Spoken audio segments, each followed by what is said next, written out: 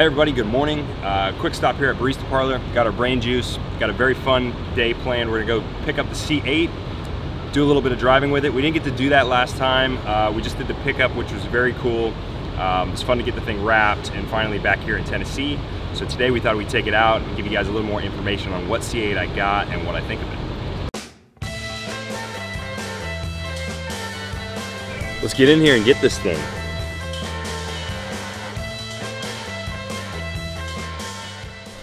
There it is. It's been sleeping here next to its counterpart.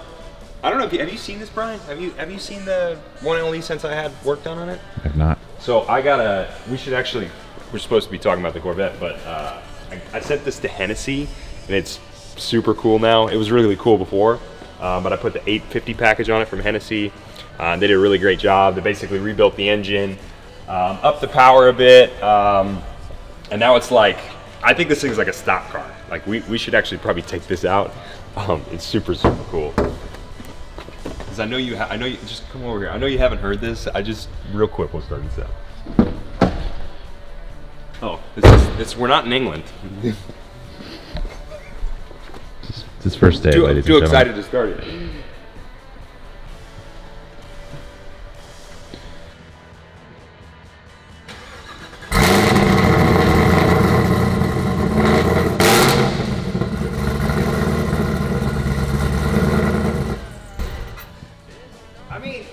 Silly. I'm telling you, it smells like a stock car. What have you done? It's great. It's really great. We should. I know we're here to drive this, but we should take this out too. It's really fun. Sounds good. I mean, I feel like a Camaro should sound like a stock car. I mean, this is what they race. This is what they race. Fair point.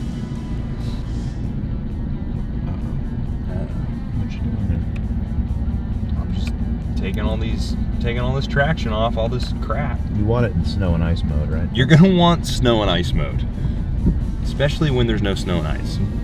I like how you're just like waiting in anticipation. Oh my God.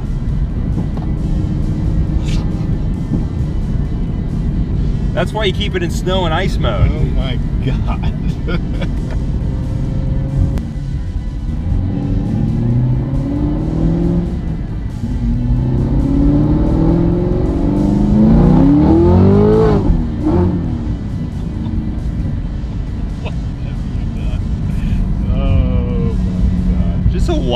It's just a wild car. Animal, dude.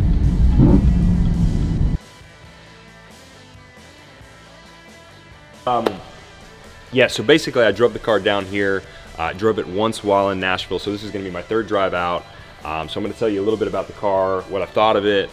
So far, first impressions have been great, super fun to drive. Actually very comfortable, very comfortable. Driving it 300 miles from Indianapolis to Nashville, Tennessee. Really easy ride. Actually quite enjoyed it. Thought it was pretty comfy for the package that I have on the car. So I think that's a good quality in the vehicle, is that it's, you know, pretty daily driver friendly if you want to use this type of vehicle for that. But also if you want to bring it to the track, obviously very capable of doing a great job there too.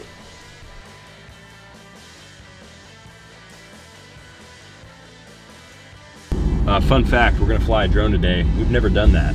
So if the footage is terrible, that's why.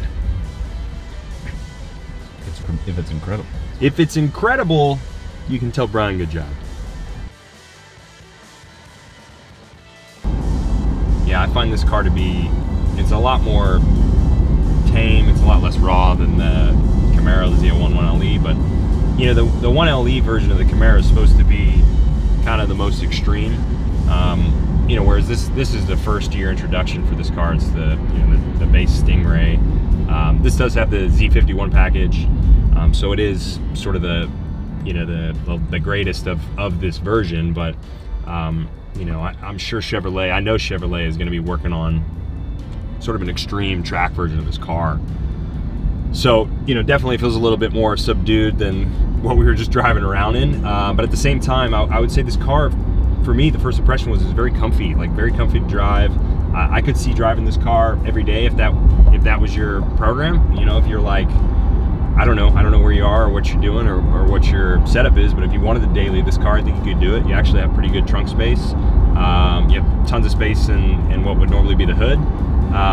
So it's, yeah, it's very friendly. Driving it from Indy, like, I enjoyed it. It was comfortable, even with the Z51 package and the stiffer damping option on this car. I didn't have any issues. I didn't think it was harsh or jarring. So just from an overall comfort standpoint, I was really, really impressed. So that makes you ask the question, okay, well, does it handle well enough in, you know, more track-like conditions when you want it to? And I think it does for the most part without having fully tested that, but comfort-wise is fully there.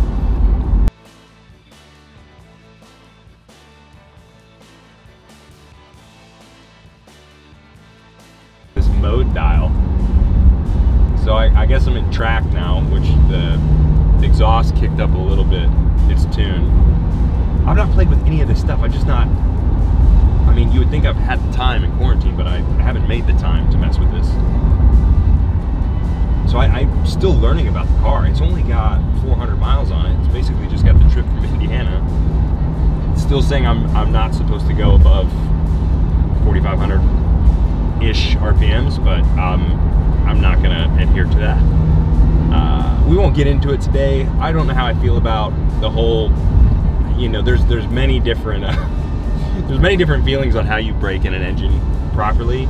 I'm one of these guys that likes to, you know, basically follow the protocol. You should have probably, you know, let the engine have a little bit of time. You should also familiarize yourself with the car. Like, I think that's probably a good thing. I don't know if you need to go the full 500 miles, but it is there for a reason.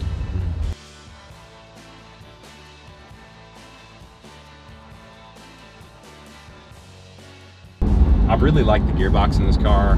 It's been very crisp, super simple to use. Obviously, there is no, you know, actual legit manual, so there's not an H pattern box in this car anymore. But I don't really mind it. You know, everything's kind of gone this direction with paddle shift and, you know, having things a little bit more automatic. I still felt like I have control over it. You know, like, everything's very crisp.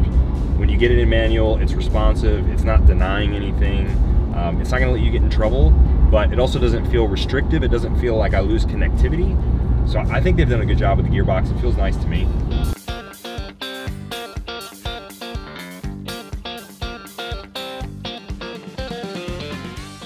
I do like the steering feel in this car. It's very direct. It's also nice and crisp. So the feedback to me is really solid. You want good initial feel on your very first input, and I feel like I get that a lot with this car. So that's great. I was really happy with that. So the balance of this car to me has been really nice. One thing I've noticed is it definitely likes trail brake. It seems to like a bit of weight transfer to the front. In trail, it doesn't seem to add a ton of understeer, which I kind of like. I don't mind carrying a bit of brake into a corner, and so it seems very friendly for that. I think overall the balance has been pretty neutral for me. I mean, I haven't been pushing this. I've not been on a track with it. You know, I'm not driving super aggressively on the roads, so I don't know the ultimate capability of the car, but just on low speed stuff, which is what you'll find on country roads, it seems pretty good. Maybe there's a bit of understeer mid-corner. I think you could dial that out with some settings though. I think if you added some camber, or you know, you did some tweaks with spring rates and all that, like, I think it'd be very balanceable. But yeah, pretty friendly in, very nice to drive on the brakes, very stable. It seems like it has obviously very good traction with the rear weight, and certainly the engine mass, you know, being in a good spot. So I've been really happy with it. I like the balance of the car a lot.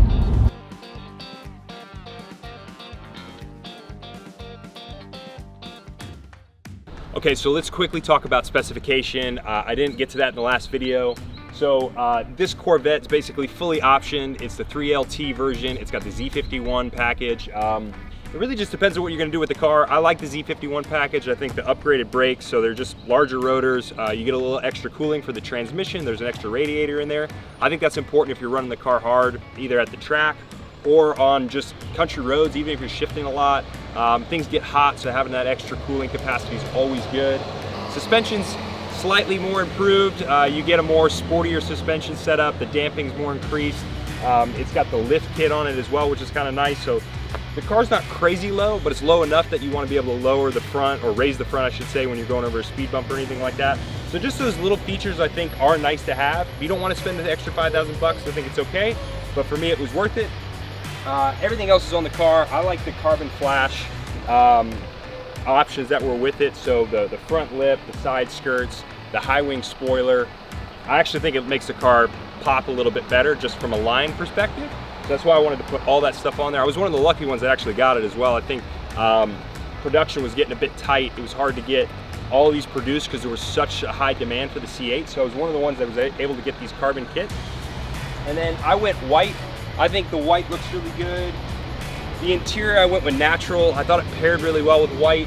I think people were a little, they were skeptical about white with the natural interior, but I think it looks really, really nice. For me, it's like a really good looking combination. I think the color palette inside really matches the exterior.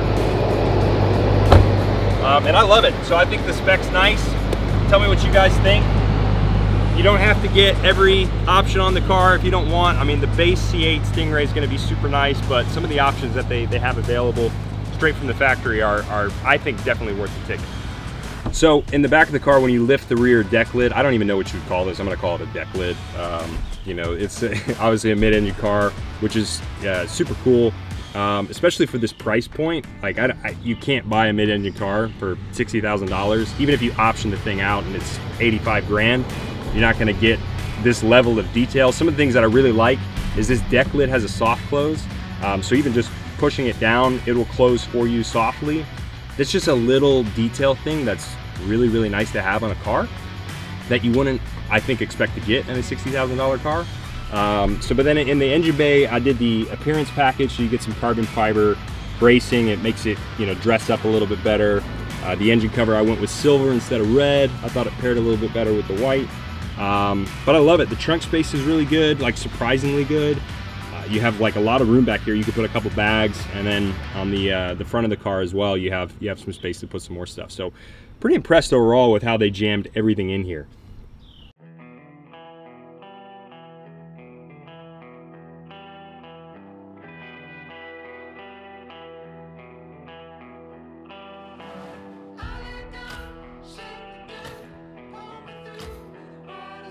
All right, guys, I had a blast. I hope you enjoyed getting to see the C8 out on the road. I'm gonna put all the information on this car in the description below, so you haven't checked out the C8 before, hope you guys do that. If you liked the video, make sure you subscribe. We're gonna be getting back to IndyCar action very soon. So if you guys wanna see behind the scenes at the track, these ADMIT1 videos are where you're gonna check that out. So subscribe, and we'll see you guys in the future.